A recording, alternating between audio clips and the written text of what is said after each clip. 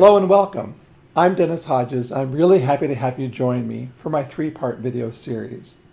Now, this three-part series is designed to help you think creatively and expand your creativity as you tap into your artistic talent.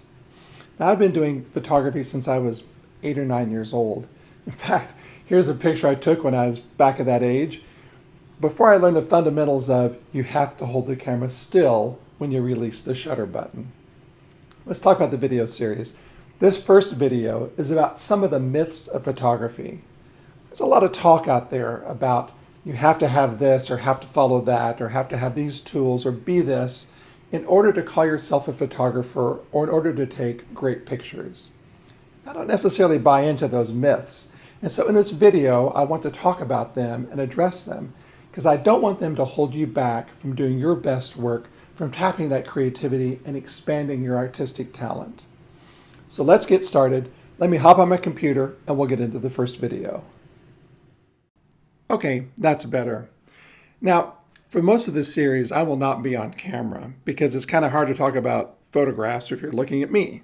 So I'd rather talk about photography, talk about pictures, talk about your work, and so we can jump into the images and really get a good feel for the concepts and the ideas I'd like to share with you.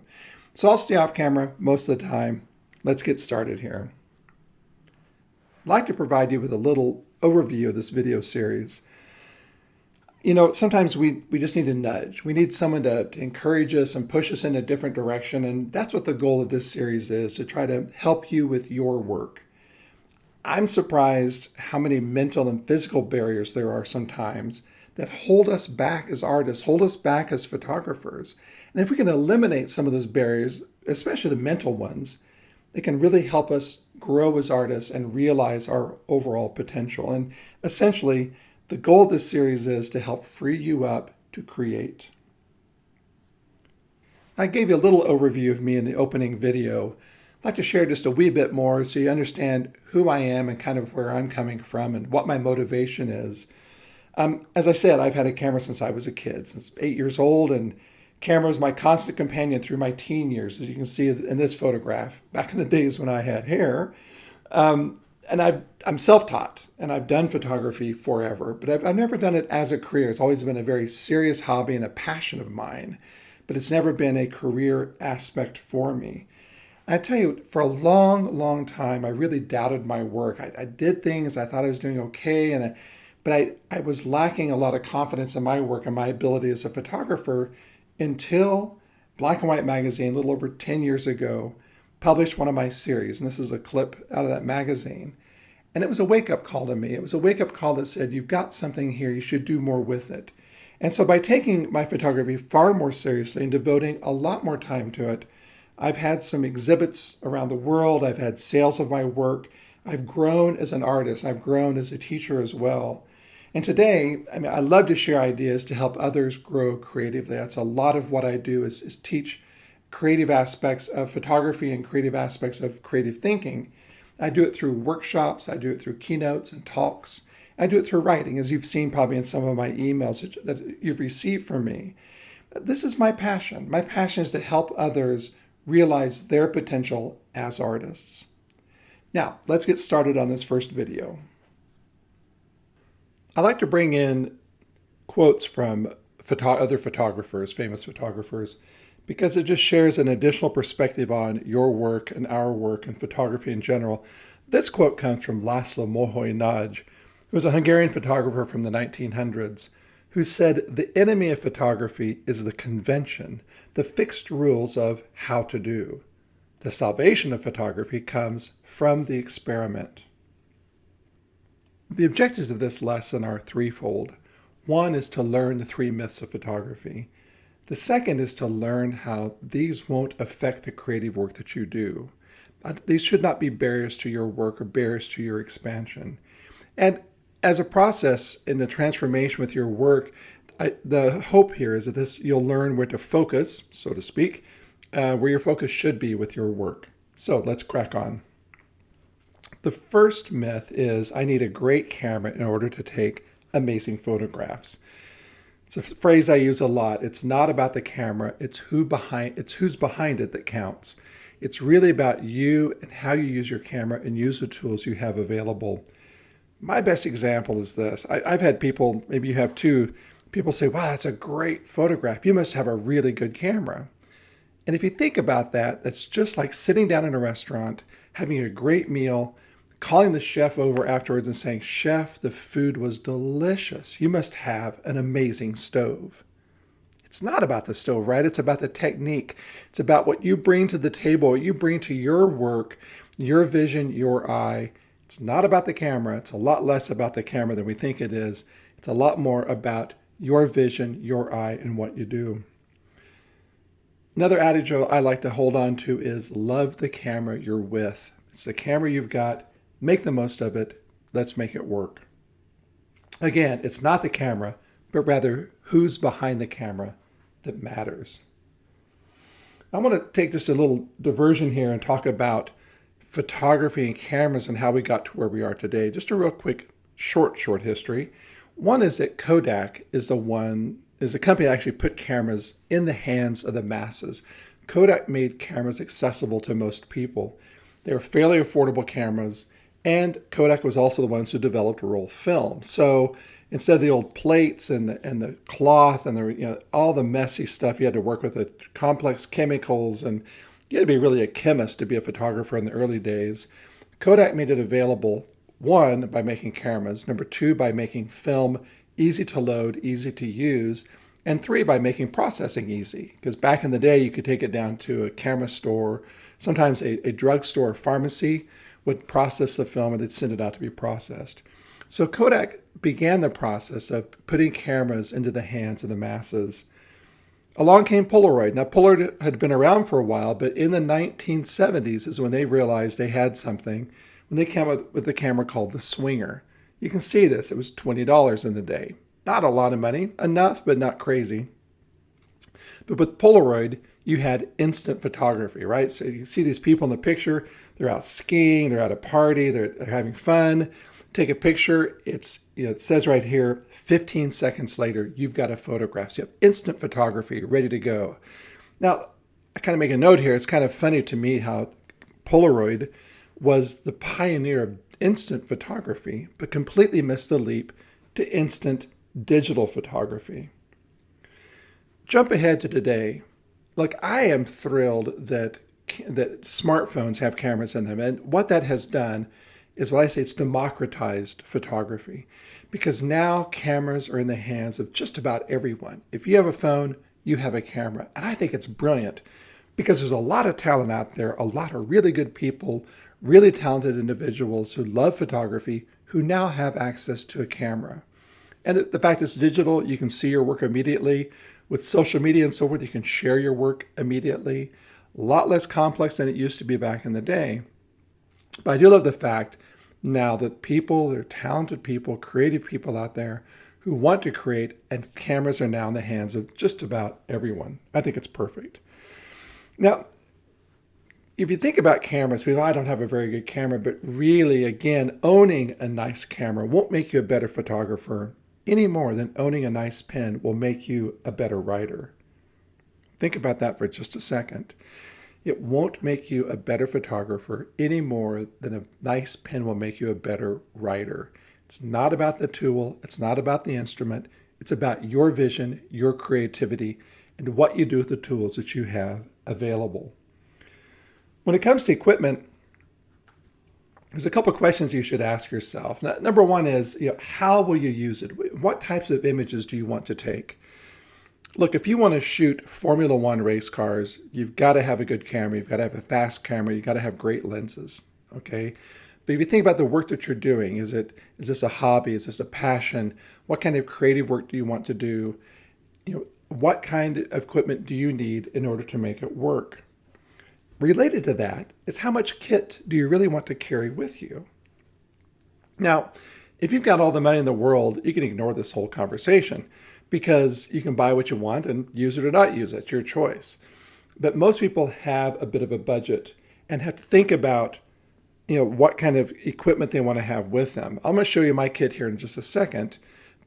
and it's pretty limited. Now I have other lenses and things as well, but I don't have that with me all the time. I don't use them as much as I thought I might in some cases. But think about it. You want to carry a whole suitcase around full of lenses and extra bodies, or do you want to get something a little bit lighter, something a bit different? What fits your need? What fits your lifestyle? And the other question is, how often will you use it? I have a couple of lenses that are amazing. I never use them. I bought them for a very specific project I was working on.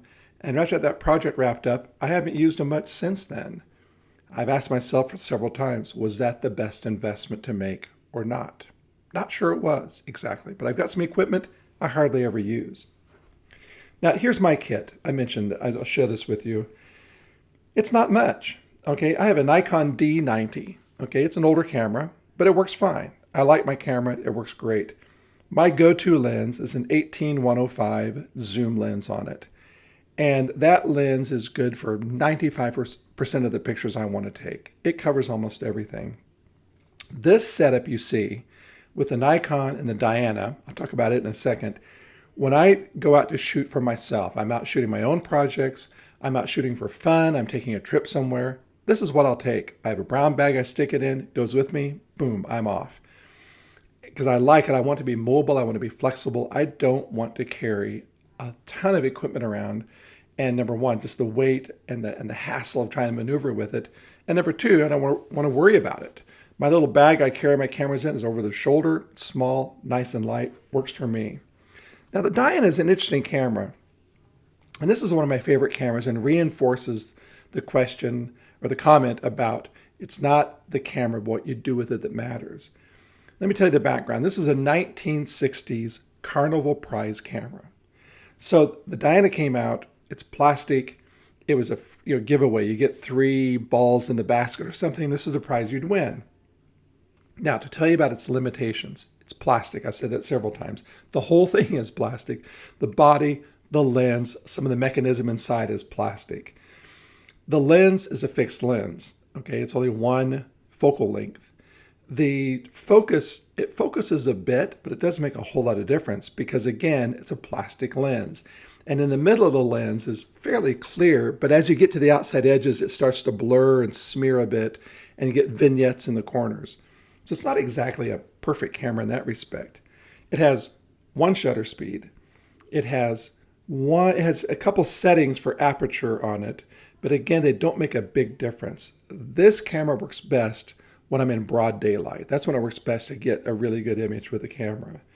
Now, because of the plastic body and the fact it was a children's camera and a toy, you have to tape the seams up on it because it will leak light. And it shoots film. I think I mentioned that. It shoots 120 film, so 16 frames, per roll. And this is it. So it's incredibly constraining, right? It's totally manual, fixed focal length, one lens, one shutter speed, the whole bit. But because of its limitations, it forces me to do what I say, play with the box. So here's the box. The box is the camera, right? It's what I have. It's the camera I have to deal with. You've heard the phrase, think outside the box. Well, sometimes I think you have to play with the box. You're given a set of constraints. What can you do with those constraints to make them work for you? So the Diana is a perfect example of this. You have to play with the box. And because of the camera and its constraints, remember, plastic lens, fixed focal length, fixed shutter speed, doesn't really focus very well. It enables me to create some very ethereal, evocative, very, very dark and very emotional images as a result. And I have not been able to figure out how to replicate these images with my digital camera. The Diana captures them perfectly. And I love how it captures them. I love how it feels, how they look, everything about these images. I like them as they are, and I don't want to shoot them in digital. I want to shoot them on film. I want to shoot them with the Diana because they're pretty amazing. Now, you think, well, okay, really limited images, limited capability, but because of those limitations, because I'm able to take these kinds of pictures, it enabled me to convey a story through a series of mine called Wherever You Go, There You Are. And this is the installation of the series when I showed it in Colombia. Now, I print these images actually very small, 6 by 6 inches or 15 by 15 centimeters. I want to share that with you because I want you to think about your work when you're sharing your work or showing your work. Can you show it to be most effective? How can you share your work to draw the viewer in to experience the story you're trying to tell? In the case of this series, it's a very personal series that deals with a sense of place and a questioning the definition of what you call home. So I print these images really tiny because it draws the viewer up. You can see these two gentlemen have to get nice and close to the images to see what's going on with the pictures. So it draws them into that experience. But again, the Diana is the reason that these pictures came out the way they did. Because of its constraints, because of the limitations that camera has, it freed me up to be creative and to think creatively how best to use the equipment I have in order to convey the story. Now, equipment is really important. As I mentioned, if you're a professional commercial photographer and you're out shooting Formula One racing for a sports publication, you got to have a good camera. I get that. Okay, if you're shooting some other areas, you might need to have specific equipment to try to capture those themes and those images.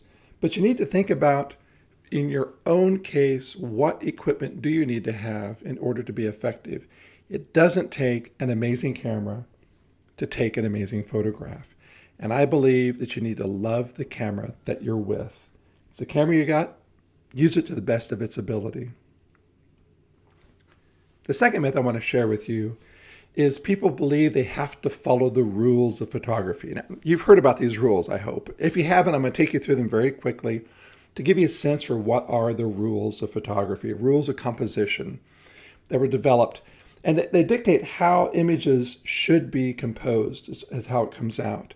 So the most common rules include the rule of thirds, the golden ratio, golden triangles, and the golden spiral.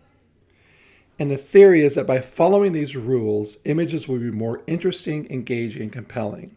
And there is some truth to it.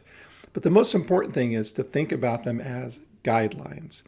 Don't live for the rules. Don't hesitate to take a picture or show a picture or use a picture because it doesn't follow the rules exactly. Now let me show you these images here. So here is the rule of thirds. Now in this case, the image is divided into 9 equal squares. Not squares exactly, but 9 equal rectangles. And the theory is that with the most interesting things in the image should be following at those intersections in the grid. So you can kind of see we're down the lower right-hand corner of the gentleman, pretty close to that corner. You have the diagonal line that runs through the image, intersects 2 of those corners. The group of people in the upper right-hand corner also intersect one of those corners. So you're trying to get some of the most compelling and interesting information up, around those intersections. The second rule is the golden ratio. Now, this was developed by the Italian mathematician Fibonacci. And as you can tell, it's still 9, it's a grid of 9 images, nine rectangles, but it's a mathematical calculation that gets it down where the center part is smaller, and that's where the focal point of the image tends to be. In this case, we have this gentleman's left eye falls right in that area, and that's where the focal point of the image is with the golden ratio. Now, golden triangles, if you have diagonal imagery, diagonal movement in your image, if you overlay it with golden triangles, it should help bring that together, make it a little more interesting. And you can see here, just by chance actually, when I took this picture of these strawberries, on the right-hand side, the one basket fits almost perfectly into the triangle. The other ones don't exactly fall within the triangles exactly, except that they do fall in 90 and 45 degree angles that then fall within that golden triangle category. The last one is the golden spiral, and this again was Fibonacci in one of his works, which is a mathematical calculation. He actually used squares to arrive at this spiral form, but the same thing is true in your photography. If the image follows a spiral format like this power tower does, you can see it kind of spirals around and around and goes to that darker spot in the upper right-hand corner, then that's where it's supposed to be a little more interesting. So there are rules, but they're not really rules, okay? They're really guidelines, okay? There's no hard and fast rule that says it has to be this way. If you don't do this, it doesn't count. So if you break the rules, you won't go to photography jail. There's no such thing. Nor will your images be discounted or tossed aside because, well, they didn't follow the rules. No one says that. Because it's actually possible to have a technically perfect image that's boring, that's terribly boring. At the same time, it's possible to have a technically imperfect image that is absolutely amazing. Edward Weston, the landscape photographer from 1900s, said that consulting the rules of composition before taking a photograph is like consulting the laws of gravity before going for a walk. Ponder that for just a second. If you have to think about the rules before you take a picture, it's like trying to figure out how am I able to walk with the rules I understand gravity and so forth. We don't have to do that.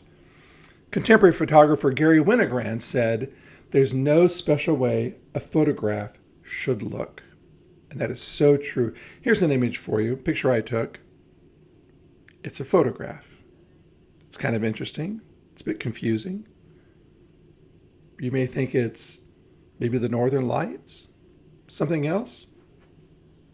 Well, it's a photograph. Let's leave it at that, shall we? Myth number 3.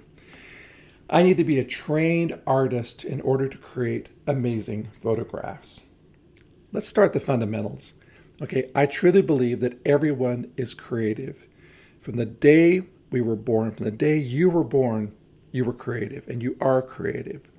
Now, things happen through life sometimes that kind of squeezes creativity out of us. It can be peer pressure. It can be pressure from parents, positive or negative. It can be pressure at school, positive or negative. Different influences come into our lives. But the fact is we are all born creative. And all artists start from the same beginning. Okay? There's not an artist, living or dead, who on the day they were born that they were a master at what they did. They all had to learn. They all had to learn techniques and practice and hone their craft, whether they were musicians, dancers, photographers, painters, sculptors, doesn't matter. But we all start at the same beginning. The good news is, much like all those before us, all the masters before us, is that you can learn techniques that can help you take amazing photographs all the time. So by learning some techniques and incorporating them, practicing them and working with them, your work can also be truly amazing. Just by practicing and learning from others, picking up some other information around you and applying it. But some people say, well, but I haven't been to school. I don't have a master's of fine arts or a bachelor of fine arts. I haven't gone to university to study art. And the story is really, it doesn't matter. To be honest with you, I'm a self-taught photographer. I've taken a few workshops throughout my life, but I learned early on how to do darkroom work and how to take pictures, and everything else I've learned by studying others and taking workshops and observing and practicing is most of it. One of my favorite examples in life is, you remember Orville Wright, Orville and Wilbur, who were credited with the first person-driven, powered aircraft flight. I think I got that right. They flew what's essentially we would call the first airplane, had a motor on it. Okay, it's important to know that Orville Wright did not have a pilot's license. He didn't go to school. He didn't study it. He and his brother built bicycles. And from that, they had an interest in aviation. And when he flew the first plane, he did not have a pilot's license. Think about that a bit. Because this is really important from your perspective. I would think about you and I think about your work and how your perspective is really unique and really, really important. Now, here's an illustration. You may have seen this picture before. This is the story of the blind men and the elephant. And the story goes something like, there were 6 blind men who were asked to determine what an elephant looked like by feeling different parts of the elephant's body. So one fellow, felt a leg, and he said, well, the elephant is like a pillar. Okay. The other one felt the tail and said, no, it's this is like a rope. Another blind man felt the trunk and said, no, this is like a tree branch. It's different. Well, another one felt the ear and said, no, this is like a fan. I think it's a fan. And the one who felt the side of the belly, the body of the elephant said, no, this is a wall. This whole thing's like a wall. And the other fellow felt the tusk and said, no, the elephant is like a solid pipe. And the king came to them and said, you are all correct. And the reason each of you is telling a different version, different perspective is because you're seeing different parts of the elephant from your own perspective. Because indeed the elephant has all the features you've mentioned, but each of you has a different perspective. Well, that's the same with your work. Your perspective is really, really important. Okay, it's uniquely yours because no one sees or experiences the world like you do. Okay, it's why it's critical you need to share your perspective with the world, why you need to create something that is uniquely yours, because no one can do it exactly like you do. I believe that every time you take an image, every time you take a picture, every time you create a piece of art, there's a part of your soul that's in there. And the picture is a reflection of you as an artist, you as a person. It's all uniquely you. Think about it. No one else has lived the same exact life you have. No one else has seen, heard, smelled, felt, or tasted the world like you have. Look, you and I could look at the same perspective. Let's say it's a panorama. We can see the same panorama, but we're not seeing it the same way. You cannot see through my eyes. I cannot see through your eyes. Your vision's different. Your height's different. Everything you see is different from how I see things. Now, add to that, you bring in your personal history, your own experiences, your culture, your language, your individual views and opinions, your biases, your values, even physical attributes. I mentioned your height, okay? What hand are you? Are you left hand or right hand? And your eyesight, is it excellent? Is it impaired? All these things impact your images and how you look at the world and how you see the world. And all of that rolls together into your photography, because those all combine to shape how you view the world. And as a result, all those come to play when you decide how to take a photograph and where you choose to take it and how you choose to grab that image. That's all a result of everything that's uniquely you. Edward Weston said, don't be repressed in your work. Okay, dare to experiment. Consider any urge. If in a new direction, all the better. So take your perspective, take your experiences, your ideas, your values, and apply that to your work and push yourself in new directions. This is where true growth comes from in your work. Now, I want to share a case study with you. This is one of my series I've shot, and it's pretty interesting. So I want to share it with you to give you that little peek behind the curtain, kind of give you a sense for how I approach a subject and how I think about my work. So the name of the series is A Sense of His Soul. Now, if you live in the U.S., this will be a bit different. You'll learn something here. If you live outside the U.S., you're going, well, yeah, I've seen these posters before. Because outside, in most countries around the world anyway, when elections happen, politicians literally paper the countryside with posters. And the posters have a picture of them. You can see in that picture here on the right-hand side of the screen. Picture of them, your head and shoulders shot, has their name, has their party affiliation, the office they're running for. They're typically looking dead at the camera. And in that image, they're looking at the camera saying, this is me, look at me, believe in me, trust me, love me, vote for me is what they're really asking. These posters are kind of different, and they're just everywhere, like this light pole has here. And the poster reminded me of a couple things. One is the proverb in every culture that says, the eyes are a mirror of the soul. And wherever you live, that's part of your culture. That's a saying in your language as well. The eyes are a mirror of the soul. The second thing when I saw these posters that brought to mind was back in about 2000, when then President George W. Bush first met Vladimir Putin from Russia. He came out of the meeting and said, I looked the man in the eyes and I gained a sense of his soul. And those two sayings about the eyes being a mirror of the soul, and can you gain a sense of one's soul by looking in the eyes of someone, made me begin to think about these posters. And it's like, can I get a sense of one's soul by looking at these posters? These politicians are looking at the picture, or looking at the camera saying, look at me, trust me, vote for me. So in this project, I've used the eyes from these posters to create this entire series. And it's called A Sense of His Soul, because I was curious, can you, by looking at just the pictures, by looking at just the eyes of these politicians, can you gain a sense of their soul? Now, I do something different with the series. I crop the images pretty severely. You saw the picture before where you have a head and shoulders shot. I crop it down to what I say is eyebrows to bags and temple to temple. So from the top of the eyebrow to right below the eyeball and from temple to temple. Because with that crop, what I do is I eliminate all the other noise around there. You don't see the other information about country or language.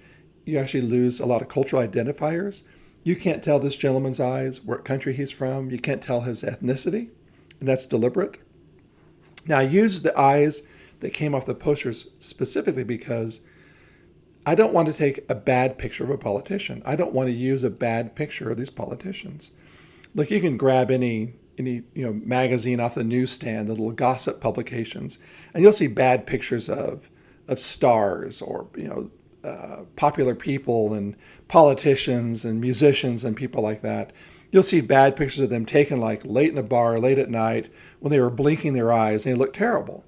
That wasn't the point of this. I wanted a picture that the politician said, this is me, this is how I want to be represented on that poster. That picture is me and how I'm representing myself to the people. That was really important to me. So by cropping down to the eyes, I got rid of that extra noise, as I mentioned, got rid of the cultural identifiers. I also got rid of smiles, because smiles are a bit deceptive. Look, when you walk into a cafe to see a friend for a cup of coffee, you smile and your eyes will light up and lift a certain way because it's genuine happiness. Or if you hear a really, really, really funny joke and you'll laugh, your eyes will move and light up a certain way for a joke as well. Very different from if I were facing you right now and grabbed my camera and said, smile, say cheese, smile, you'd give me a smile. What's interesting is your mouth would be smiling, but your eyes would not be smiling. They don't really smile in that situation like this. It's not genuine happiness, it's staged happiness, much like some of these posters where the politicians were smiling. So by getting rid of those smiles, which are a bit deceptive and just down to the eyes, you see truly what they're thinking and what they're feeling. Now, the fun part with this series is that it's shown many, many times in the US, Central America, South America, and Europe. And each installation is a bit different. I play with it a bit, and I work with the curators to see how we can share this best for the situation. This is one of my favorite installations. This was in Guatemala. So the posters were on the streets, right? It was a political campaign. Took pictures of the posters, did the crop, and then the way we displayed the images then was back on the streets, but in this case, in the back windows of city buses. So the posters were on the streets originally. Now they're in the back windows of city buses and going back to the people that way. So again, like when I showed you the series of the black and white images a little bit ago, when you're thinking about your work and how to share your work, think about how to show it that can make the most impact, that can engage the audience in a specific way that meets your objective and meets your needs.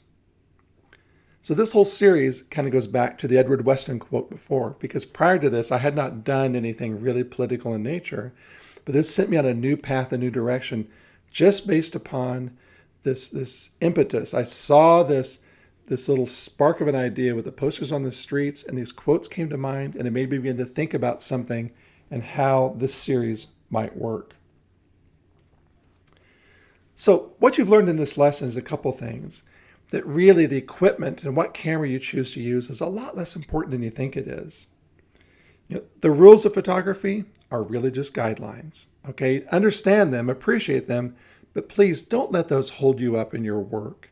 Okay, use them as you can, but move beyond that. Don't be constrained by rules and guidelines.